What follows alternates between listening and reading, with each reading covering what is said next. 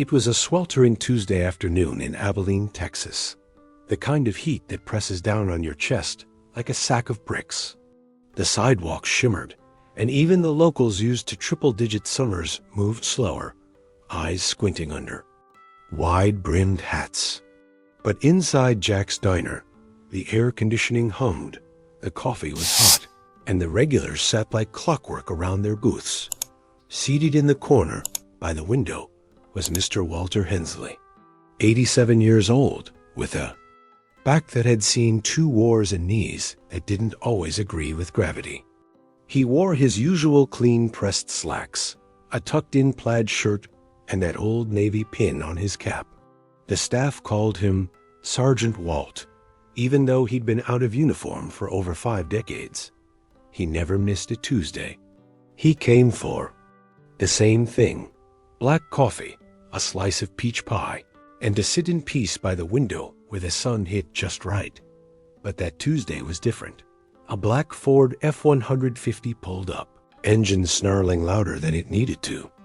Out stepped Bobby, the Texas Viper, Conlan State middleweight boxing champion.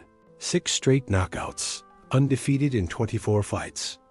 Bobby was 31, shredded, cocky, and loud. He had a reputation for letting his fists speak, both inside and outside. The ring. Most people in Abilene either worshiped him or feared him. He strutted into Jack's like he owned it. Behind him were 2 hangers-on, guys who laughed too loud and looked like they'd never thrown a punch in their lives. At first, nobody paid attention. The diner was mid-lunch, the buzz of small talk filling the room. But Bobby wasn't the type to blend in. He demanded attention, slapping the counter, barking a laugh, bragging about his next fight like he was on ESPN. Then he saw Walt. For some reason, maybe ego, maybe ignorance, Bobby decided that Walt's booth was better than the one he was offered. He walked over, nodded down at the old man, and said with that smug smirk, "Mind scooting over, Grandpa?" Walt didn't look up.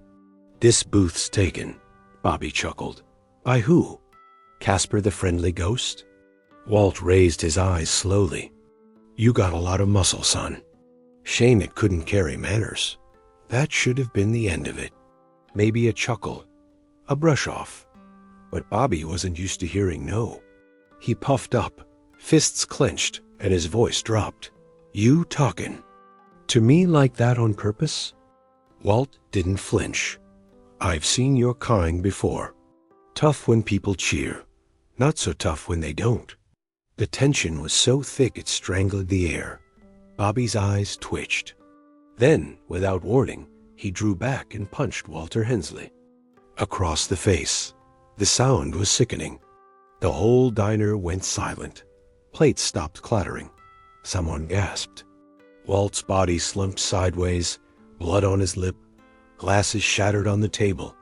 Nobody moved. Time stopped. The boxer stood there, chest heaving. One of his lackeys muttered, "Dude, what the hell?" A waitress shrieked and ran for the phone. Another patron tried to help Walt, who was dazed but conscious, slurring something nobody could understand. "Old bastard had it coming," Bobby muttered, wiping his knuckles on a napkin like he'd just spilled ketchup. 20-8 minutes. Later, everything changed. Outside, a black SUV with government plates screeched to a halt. Doors swung open.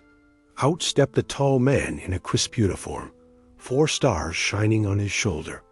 The air around him changed. People inside the diner pressed, their faces to the glass, whispering. The waitress dropped the phone down. The man didn't smile, didn't blink. He just marched through the diner door like he owned the world. He stopped next to Walter's booth, looked down at the old man, then turned slowly toward Bobby Conlan. "Get up," he said, voice like gravel wrapped in steel. Bobby sneered. "And who the hell are you?" The man reached into his breast pocket, pulled out a folded photograph, and dropped it on the table. It was old, black and white. 2 young men in uniform, shoulder to shoulder, grinning. One was Walt, the other was the general. Get up. Bobby didn't move. His fists clenched again, but something in the general's eyes made him hesitate. And then the general leaned in, voice low but clear. You hit my brother. Asterisk, the room seemed to shrink. Bobby Conlan, for the first time in a long time, didn't know what to say. The man standing before him wasn't just some officer barking orders. This was a 4-star general, the kind of man who'd been in more classified rooms than Bobby had had hot meals. There was something in his voice, in his presence, that froze time. The general's name was Alexander Hensley, Supreme Allied Commander of NATO forces from 2015 to 2021, decorated beyond reason, feared, respected, rarely seen in public. And now, standing in the middle of Jack's diner, he was no General. He was a brother. I said, get up, Alex repeated, his voice quieter now but colder. Bobby blinked hard, trying to shake the feeling crawling up his spine. He mouthed it off. He stammered. Disrespected me. Disrespect? Alex tilted his head. You think disrespect justifies this? Walt stirred in the booth. His lip was busted, blood staining his shirt, but his voice still carried that old grit. Alex, don't. But Alex didn't even glance at him. The entire diner had gone silent. Every eye locked on the showdown, half expecting Bobby to swing again. But something in Alex's eyes made even this cocky fighter hesitate. And then Alex took a slow step forward. I was in Kabul when my convoy got hit. I crawled through glass to pull a dying kid out of a Humvee. He had no legs left. You know what? He asked me before he passed. Bobby shook his head, confused. Did we win? Alex whispered. He was 17. He didn't ask for his mom. He asked if we won. He leaned closer. My brother carried kids like that out of minefields. In Vietnam, before you were even born. He taught recruits how to survive with a broken arm and a radio the size of a microwave. And you punched him because your ego couldn't fit in a booth. Bobby swallowed hard. For once, his hands weren't moving. His feet weren't bouncing. He wasn't a fighter anymore. He was just a small man facing a legend. Apologize, Alex said. Or what? Bobby managed, forcing a smirk. You gonna arrest me? No, Alex said. But I will make sure the next 10 years of your life are spent cleaning toilets in a forgotten corner of Kansas, wearing an orange jumpsuit and thinking about this moment every single day. You don't have that kind of power. Alex stepped back and turned to a young man standing in the diner doorway, someone who had walked in unnoticed. Slim, early 30s, wearing sunglasses and a discreet earpiece. Lieutenant Carter, Alex said calmly. Upload the footage. The man nodded and tapped a device in his hand. Within seconds, every screen in the diner lit up. Phones buzzed.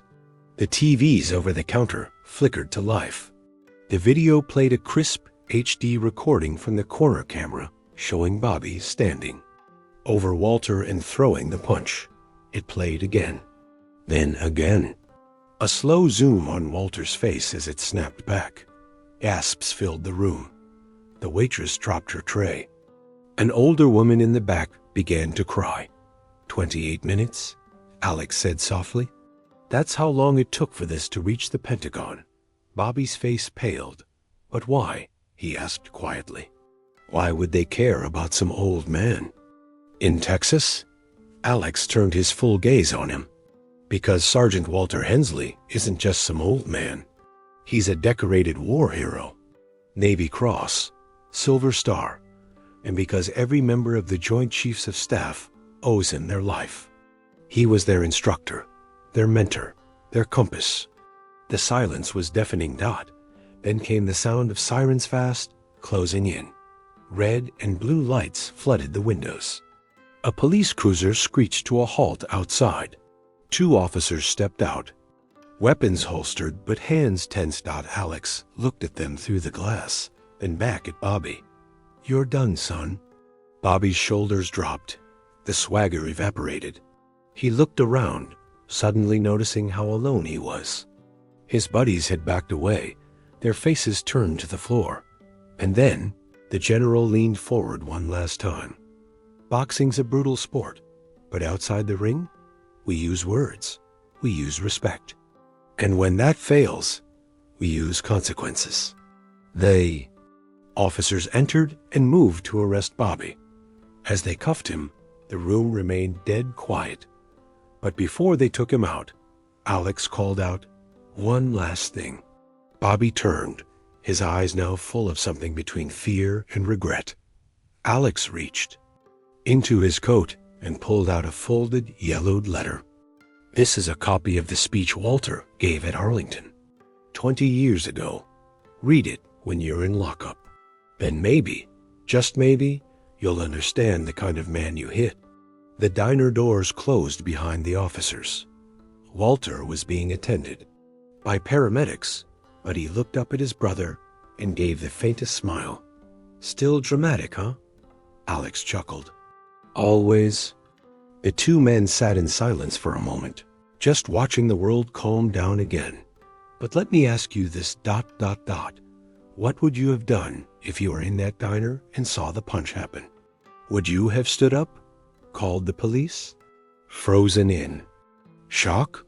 Let me know in the comments. I'm really curious how you would have reacted." The news broke wide the next morning. Every local station in Texas opened with the same grainy security footage. Texas boxing champion punches. 87-year-old veteran in diner. 4-star general arrives within the hour. National networks picked it up by noon. Twitter exploded. Headlines screamed betrayal, violence, and justice. Bobby, the Texas Viper Conlan's career ended before lunchtime. His sponsors dropped him. His gym revoked his membership. His promoter went silent. By dinner time, he'd gone from beloved hometown hero to viral disgrace. But in a quiet hospital room on the 3rd floor of Abilene Medical Center, far from the noise of the world, Walter Hensley lay in bed, his face swollen and stitched, staring out the window. Beside him sat General Alexander Hensley, his brother, who hadn't sat still that long in decades. "You didn't have to come," Walt mumbled. Alex didn't answer. He just sat with his arms crossed, jaw clenched. Walt turned his head. "Really, I'm old, not broken. I've taken worse." Alex finally looked over. "You took bullets in Da Nang. You dragged bodies through rice paddies while mortar rained down. And some punk in a diner puts you in a hospital? Forgive me if that doesn't sit right." Walt smiled faintly. "It's not the punch that hurts. It's the look on everyone's face afterward." "What do you mean?" "That silence, that pause, nobody moved, nobody helped." Walt's eyes clouded. "The country we bled for raised a generation that watched." Alex fell quiet. The room was heavy with more than words. It held decades of pain, of silence between two brothers who had taken different paths. Walt to the sea, to war, to wounds. Alex to command, strategy, and stars on his shoulders. But at the core, they were still just two boys from Lubbock, Texas, who had once played baseball in the alley behind a grocery store. "You think they're scared of us now?" Walt asked suddenly. "Who?" "The younger ones, the fighters, the loud ones. They think we're relics, that we can't hurt them anymore." Alex shifted uncomfortably. "They fear what they don't understand, and they don't understand sacrifice." Down the hall, a nurse peeked in. "Sir, you have another visitor." Alex stood to decline, but the door opened before he could. "Speak." In walked a woman in her late 20s, her dark brown hair tied up in a loose braid. She wore no makeup, no uniform, just jeans, boots, and a leather jacket. Her eyes were sharp and pained, scanning the room before locking on Walt. I'm Clara, she said softly. Walt blinked. Do I know you? No, sir, but you knew my grandfather. Private First Class Sam Ruiz. Alex's eyes widened. Ruiz? From Echo Company? She nodded. He told me stories about both of you when I was a kid. Sayed you saved his life? 3 times in 1 week. Walt chuckled. That crazy old mechanic. He always exaggerated. Clara stepped forward, pulling a worn photograph from her jacket.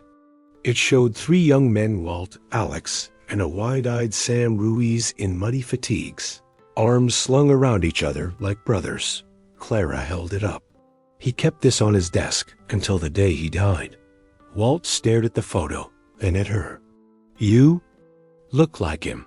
She nodded, blinking back tears. I saw the footage of what happened, and I had to come. Alex raised a brow. Why? Clara looked directly at him. Because I'm a JAG officer at Fort Hood, and I just filed a motion to open an investigation not just on Conlan, but on the promoter who covered up 2 previous incidents. One in Houston, one in El Paso. Both were buried, and both victims were veterans. Alex and Walt exchanged a glance. I think it's bigger than you know, Clara added. This wasn't random. He's been targeting them. Men who couldn't fight back. And no one stopped him? Until now. The room fell into a long, echoing silence. And then Walt said, well, I guess the old men still have a few fights left. Later that evening, Bobby Conlan sat alone in his jail cell. He hadn't touched his food. The letter the general had given him was crumpled on the floor, unread. His hands still shook, not from fear, but from confusion. He'd built his life on being strong, unbeatable, but something in Alex's voice, in that photograph, had hollowed him out. From the hallway, a guard called, "Visitor." Bobby didn't look up, and he heard a familiar voice. You ever been in a real fight, Bobby? He looked up to see a new figure standing outside the bars. The man wasn't in uniform, but his stance, his scars, and the weight he carried told Bobby everything. Name's Tom Jenkins, retired ranger. Walt Hensley trained me when I was green. You put him in a hospital. I flew here to tell you something. Bobby stood, fists clenched again out of habit. Jenkins shook his head.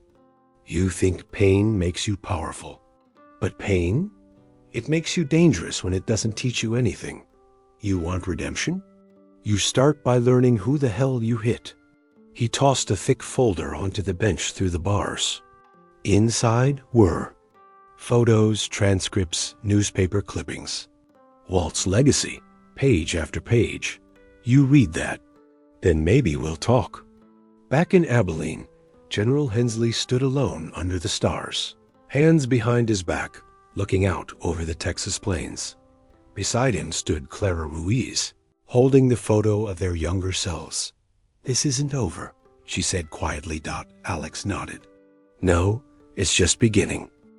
The Texas wind whistled over the dry plains like a lonely hymn. Inside a decommissioned military hangar just outside Fort Hood. The air was thick with dust, records, and the low hum of tension. Stacked boxes lined the walls, classified files, long retired dossiers, and more than a few secrets that hadn't seen daylight since the Cold War. General Alexander Hensley stood before a metal table, thumbing through a file marked Operation Sable Echo Classified, Top Secret, Eyes Only. Across from him, Captain Clara Ruiz watched him silently, her arms crossed and brow furrowed. The folder they were examining didn't have anything to do with Bobby Conlan. At least, not directly. But what Clara had discovered went beyond a punch. In a diner. She tapped one of the documents. There it is. See the name? Alex's eyes narrowed. Conlan, Brian. Bobby's father, she said. Discharged dishonorably in 1994 after multiple infractions, including assaulting a retired lieutenant colonel. Guess who filed that complaint? Alex stared at the name. Walter Hensley. Clara nodded. It's all connected. Alex sat down heavily. The revelation pressed against his chest, like a weight he hadn't carried in years. Clara continued, There's more. Brian Conlan wasn't just a drunk ex-soldier. He was part of a covert unit that fell under your command during your early years, small ops, borderline legal. You probably didn't even know half their actions. I didn't, Alex said quietly. Or I didn't want to. Brian had a reputation. Violent, unstable. And when your brother filed that report, it ended his career. He blamed Walt. Passed that rage on to Bobby. The silence hung heavy between them. This wasn't just a random act of violence, Clara said. This was vengeance. Decades in the making. Alex stood and walked slowly toward a window. The Texas sun setting behind him, bleeding orange into the steel sky. I always thought the wars we fought stayed overseas, he murmured. Turns out they found a way home. In Abilene, Walter Hensley was being discharged. His ribs were still tender, his face bruised, but he refused to stay a day longer than necessary. As the nurse helped him into his clothes, Walt stared out the window and saw something strange. A line of trucks and motorcycles had parked outside the hospital. Men and women, veterans in old uniforms and leather vests with patches from wars no one talked about anymore, stood shoulder to shoulder. Korean War, Vietnam, Gulf, Afghanistan. They had heard what happened and they had come dot. As Walt stepped through the front doors, a round of applause broke out. He blinked in disbelief. One man stepped forward. Heavy-set, gray beard, limp in one leg. He saluted. You don't know me, sir, but I trained under you in '78, Fort Benning. You taught us how to keep moving when our legs gave out. Walt raised his hand weakly, trying to salute back. Didn't think anyone remembered, the man smiled. We don't forget our own. Meanwhile, in jail, Bobby Conlan had changed. The file Tom Jenkins gave him lay scattered across his cell. Photographs of Walter pulling soldiers from fire. Letters from grieving mothers thanking him for bringing their sons home. Commendations written in ink and blood. Bobby had read it all, twice, and he hadn't slept in 2 nights. His lawyer came and went, talking deals, plea bargains, PR campaigns. Bobby barely listened. The echoes of that punch haunted him. Not the sound, but what came after. He saw his father's face when he hit Walt, not his own. The twisted anger, the misplaced rage. And now, for the first time in his life, Bobby felt what he never had in the ring Conlan shamed at. He requested a meeting. 48 hours later, Bobby Conlan stood in front of Walter and Alex in a quiet meeting room inside the base. No cameras. Number. Lawyers. Just 3 men, and the silence between them. Bobby had shaved, worn a clean shirt. But the bruises under his eyes weren't physical. Walter looked at him, unreadable. Bobby tried to speak, but his throat clenched.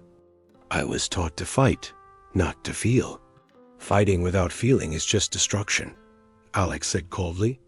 Bobby turned to Walter. I didn't know who you were. Not really. My father poisoned me. Told me you ruined his life. That you were a coward who tattled to get him discharged. Walter leaned forward. He hit a fellow officer unconscious in a bar full of civilians. I know that now, Bobby said. And I know I'm not like him. But I acted like him, and I want to make it right. Walter studied him. Why? Because I saw what real strength looks like. And it's not fists. It's restraint. It's doing what's right, even when you have every excuse not to. There was a long pause. Then Walter asked, Are you willing to prove it? Bobby nodded, confused but certain. Yes, sir. Walter reached into his coat and pulled out a dog tag. It was old, scratched, nearly illegible. You'll train under Tom Jenkins. 3 months, no cameras, no interviews. You live like a private. You eat like a private. And you rebuild not your career, your soul. Bobby took the dog tag slowly. Why are you giving me a chance? He asked. Walter stood, wincing slightly. Because someone gave me one once. And because if we don't teach men like you, we end up burying the ones who come next. That night, Alex and Walt sat on the porch of their child home, sipping iced tea, watching the stars. You really think he can change? Alex asked. I don't know, Walt said. But if we don't believe in second chances, what did we fight for? Alex nodded slowly, watching a shooting star cross the sky. Far off, in the dark, a storm was beginning to brew. But in that moment, there was peace. Dust blew across the sun-scorched fields outside Fort Lancaster as if the land itself were trying to erase its own memory. 3 weeks had passed since Bobby Conlan began his training under Tom Jenkins, and every day had broken him a little more. Physically, emotionally, spiritually. The same hands that once raised championship belts now bled from rope drills, split wood, and carrying water jugs across miles of dry terrain. There were no cameras, no crowds, no cheering. Only silence, sweat, and reckoning. Tom didn't go easy. On him, not once. You punched a man who survived Vietnam with a spoon and a radio. He growled on day 2. You don't get mercy here. You earn redemption. And Bobby? He didn't argue. He carried logs, dug trenches, wrote letters to every veteran involved in the incidents Clara had uncovered. Letters filled with something unfamiliar to him. Remorse. Back in Abilene. Walter Hensley stood in front of a storage locker he hadn't opened in over 30 years. His hand trembled on the lock. Inside were boxes, sealed tight, each marked with a single code. SE9. Operation Sable Echo, the mission they never spoke of. The one even Alex tried to forget. As the door groaned open, dust swirled through the stale air like ghosts rising from their graves. Walter reached for the top box. Inside were photos, burned villages, intercepted enemy plans, files written in Vietnamese, Russian, and English, a tattered map, and a list of names. Most were crossed out in red, but one wasn't. Lindstrom, Matthew, Captain, status, Mia. Walter stared at it, his heart thuding. Clara Ruiz stood behind him, reading over his shoulder. Who's Lindstrom? Walter didn't answer immediately.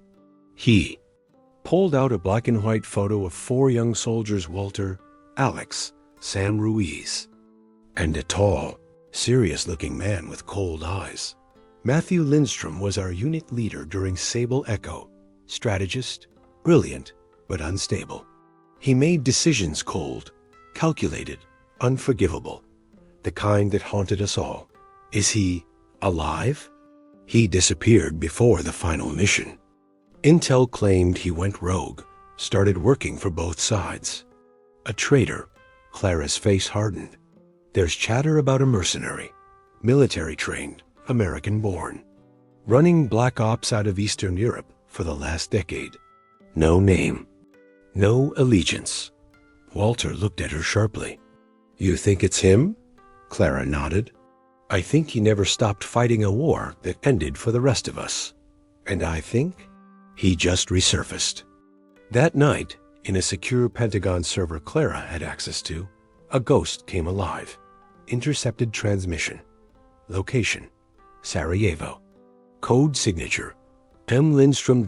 It wasn't a full message, just a fragment, but it made Clara's blood run cold. Target: acquired, re-engaging Hensley. This time, I finish it. She forwarded the clip to Alex with a single line. He's coming. Across the country, Alex Hensley sat in a DC war room with 2 retired generals and a young analyst who had been tracking Lindstrom's rogue movements for months. What's his motive? One general asked. Alex stared at the table. Revenge. For what? For being left behind. For losing his men. For the stain of betrayal. The analyst spoke up. Sir, if he's after Walter, he'll use Conlan. He always manipulates. Someone close. Someone vulnerable. Alex stood. Ben, we need to get to Bobby before he does. At the training site, Bobby sat beside a fire pit, arms wrapped in bandages, eyes heavy from exhaustion. Tom Jenkins sat across from him, sharpening a knife slowly. You know, Tom said, I hated you when you walked in here. Bobby nodded. I deserved it. But now, I see a man trying. Before Bobby could reply, headlights appeared. On the dirt road, a military jeep skidded to a halt. Alex stepped out, eyes locked on Bobby.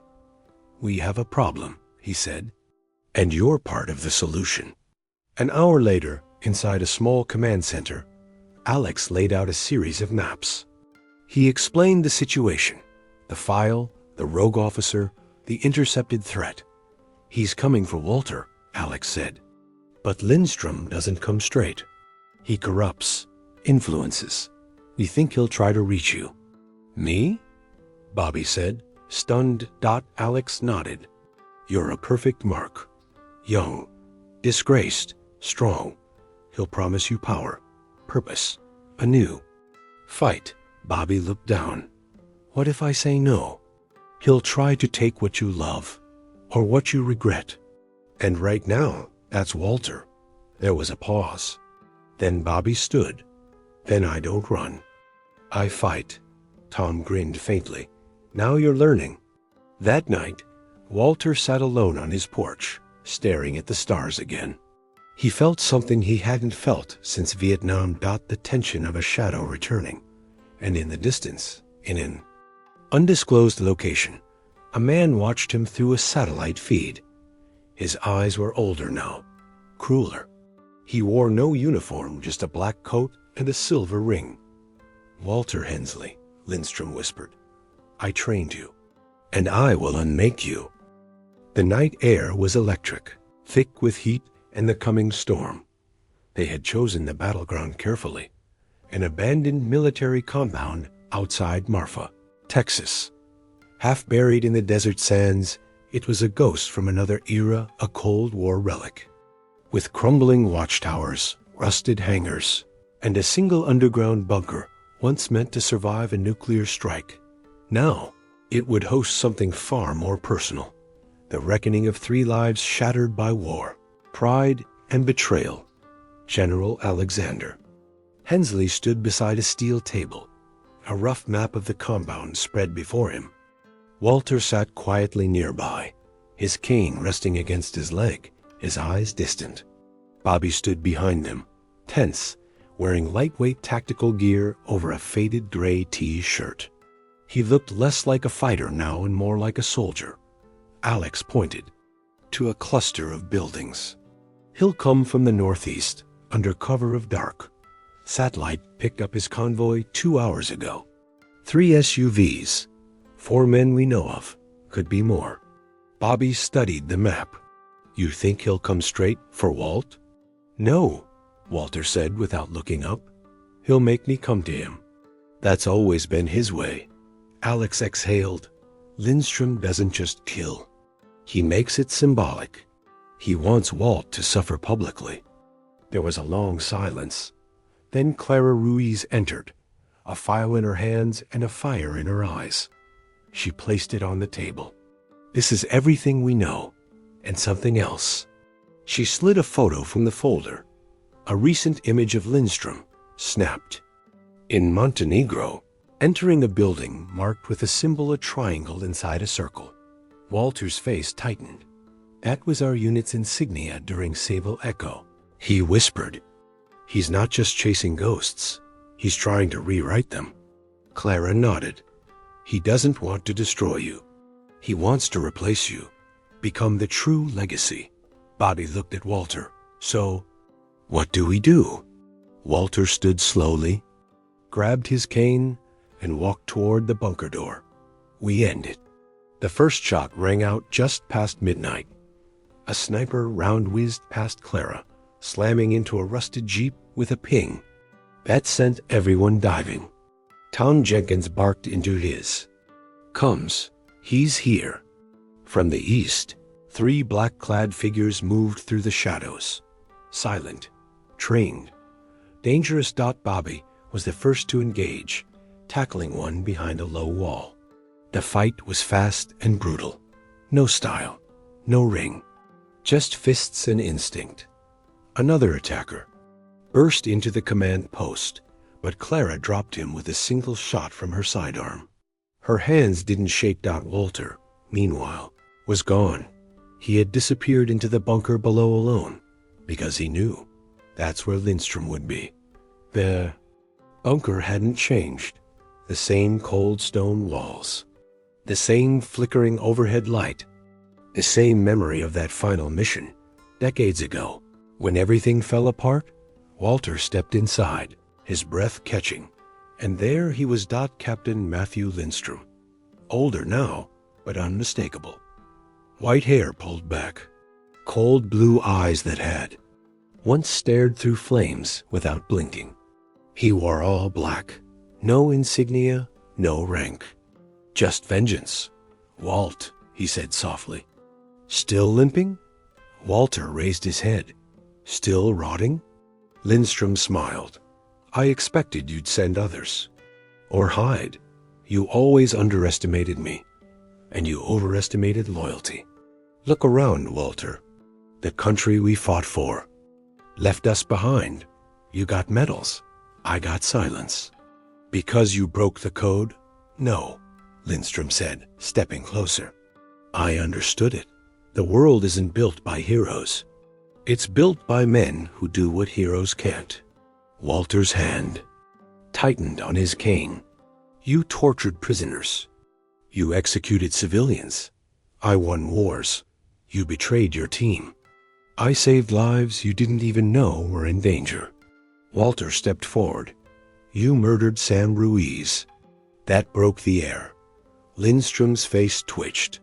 He was going to expose us. He'd become weak, and I made a choice. The same kind you were never willing to make. And I live with that choice, Walter said. Every day. But now, you answer for it. Lindstrom pulled a knife from his belt. Then, come on, old man. Let's see if your spine is as strong as your speeches. Upstairs, the battle was raging. Tom Jenkins was holding the perimeter. Clara had taken a hit grazed, nothing fatal, but refused to leave. Alex stood near the bunker entrance, guarding it with a rifle he hadn't touched since retirement. And Bobby? Bobby was chasing Lindstrom's second-in-command through the wreckage of a communications tower.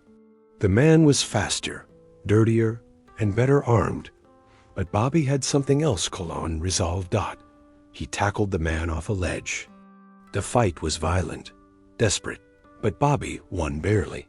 His knuckles were raw, his breath shallow, but his mind clear. He was no longer fighting for himself. He was fighting for Walter. Below, in the bunker, Lindstrom had Walter on the ground. Knife had cut into his side. Blood soaked his shirt. You're not a hero, Lindstrom growled. You're just an old man who refused to evolve. Walter coughed. No, I'm a man who never forgot what right feels like.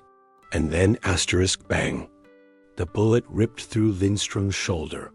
He spun, stumbling back, and saw Bobby standing in the doorway, gun raised, eyes locked. I know that look, Lindstrom spat. That fire. You could be more than them. More than this. Bobby stepped forward. I've already been less, and I'm never going back. Lindstrom lunged. Bang. Bang. 2 more shots. Silence. Lindstrom collapsed to the ground, bleeding out beside the cold metal walls he once called command. Walter lay back, eyes fluttering. Bobby, he whispered. I knew you'd come. 3 days later, at a small veterans memorial outside Lubbock, a service was held. Walter sat in a wheelchair, recovering. Alex stood beside him. Clara was in dress uniform, saluting. And Bobby? He read a letter aloud, not about himself, but about Walter. A man isn't judged by how many enemies he defeats, but how many people he lifts up. I struck this man once. I thought it made me powerful, but I was wrong. What makes him powerful is that he forgave me. The crowd stood, silent, then applauded, slowly. Then louder. Walter wiped a tear from his eye. Alex leaned over. "You sure you're not going to run for office?" Walt grinned. "No, just going to enjoy the view." As they all stood beneath the Texas sun, the wind finally calmed.